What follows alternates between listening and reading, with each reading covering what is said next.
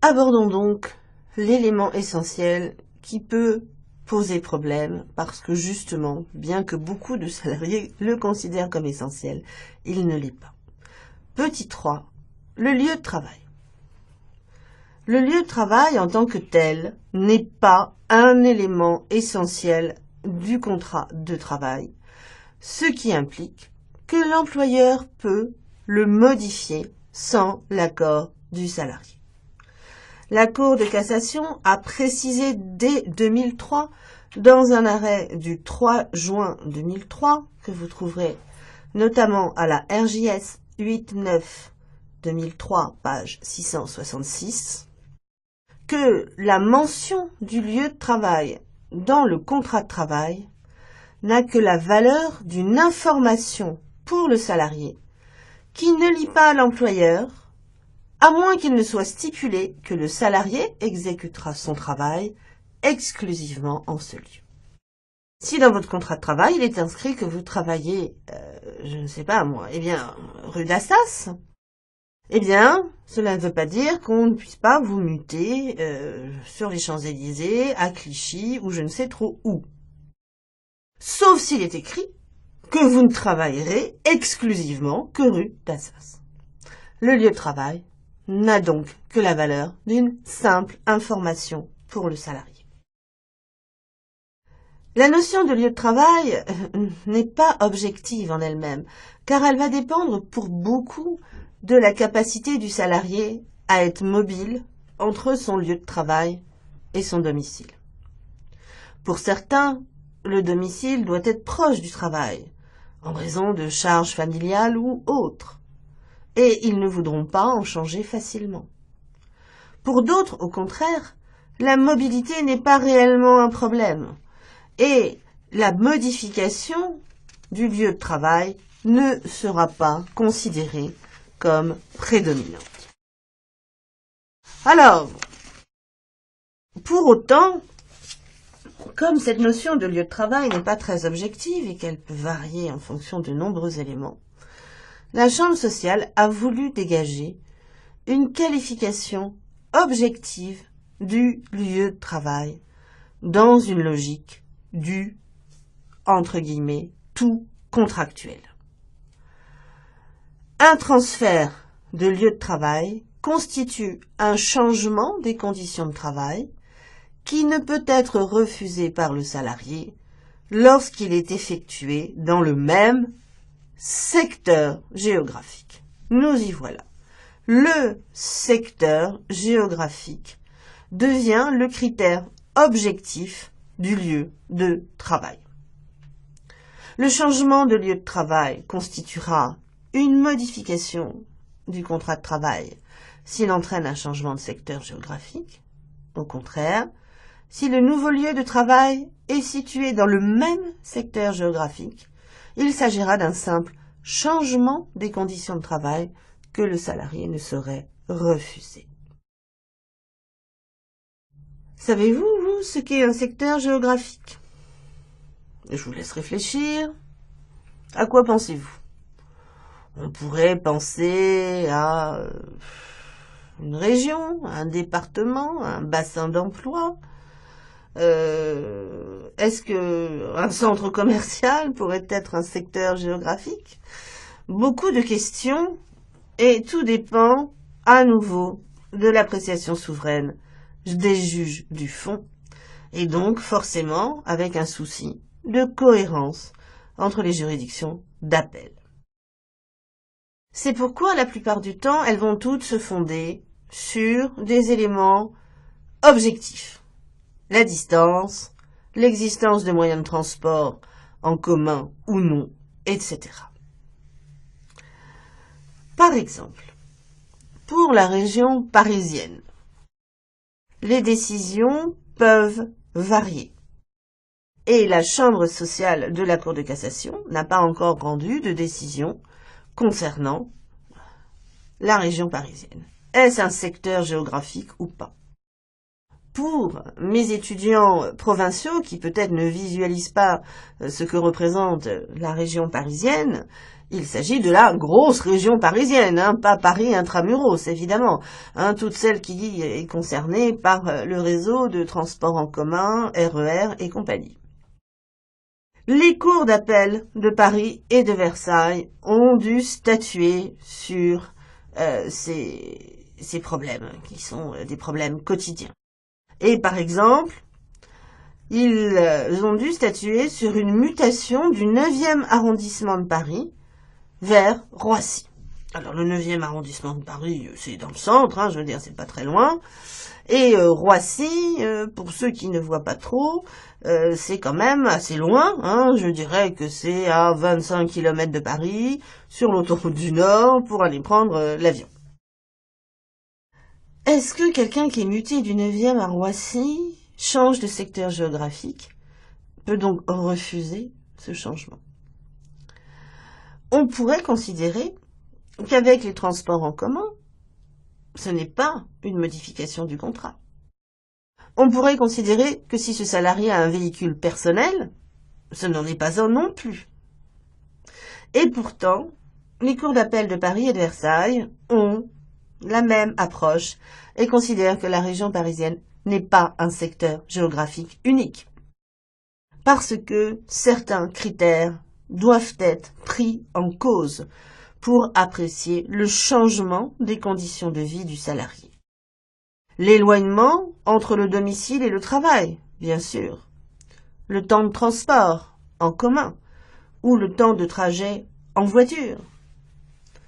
L'impact sur la situation familiale, s'il y a la présence d'enfants en bas âge, par exemple. Si on vous augmente votre temps de transport d'1 heure, il se peut très bien que la nourrice qui gardait les enfants le soir refuse de rester 1 heure de plus. Bref, vous le voyez, tout ceci doit être pris en compte, mais en règle générale, ils ont plutôt quand même une appréciation favorable aux salariés vis-à-vis du secteur géographique.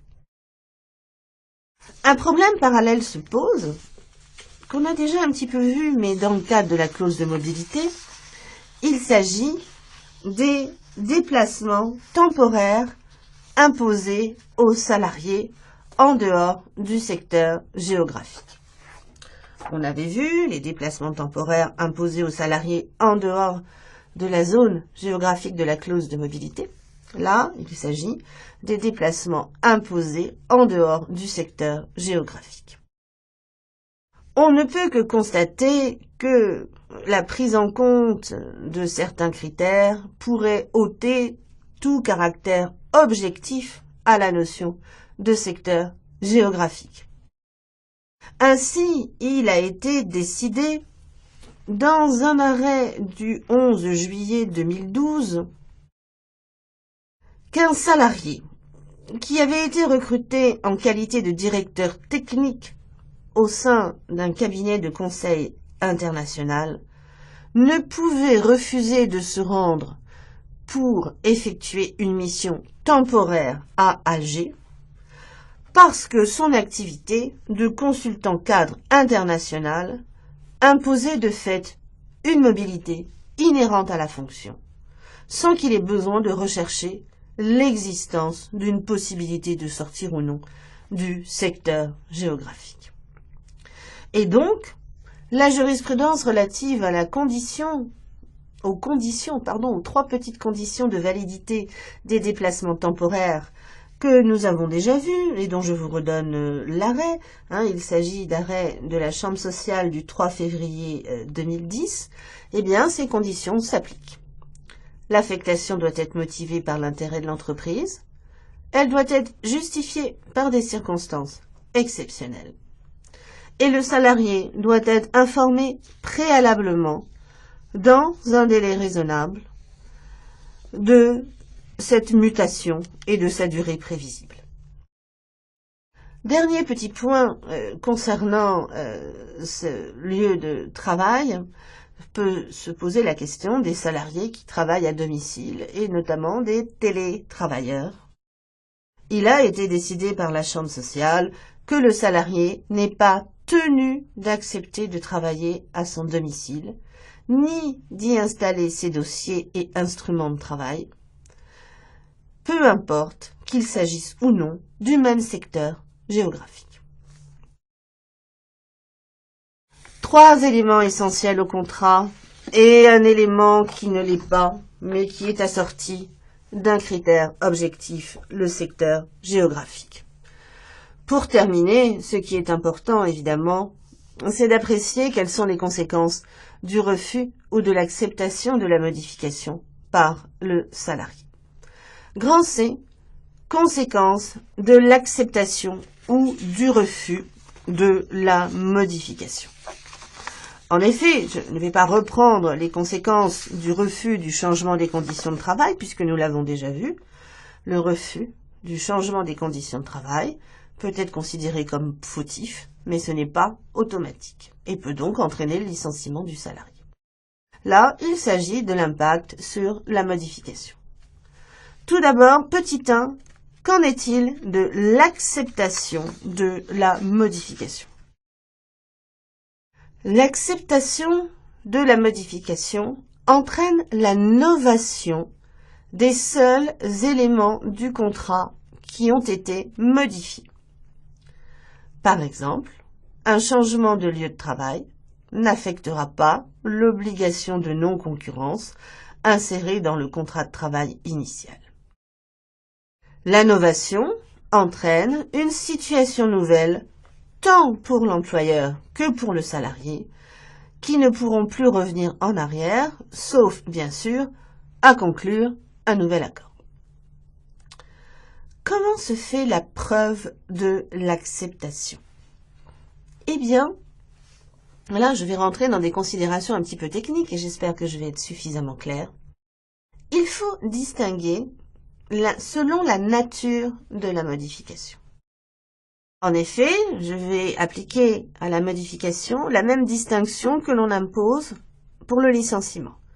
On distingue le licenciement pour motif personnel du licenciement pour motif économique. Je vais faire de même. Je vais distinguer la modification qui a une cause personnelle et la modification qui a une cause économique. Pour la modification qui a une cause économique, par exemple, un employeur va fermer un site de travail et va donc demander à ses salariés d'aller travailler ailleurs, eh bien, le régime est fixé dans le Code du travail à l'article L.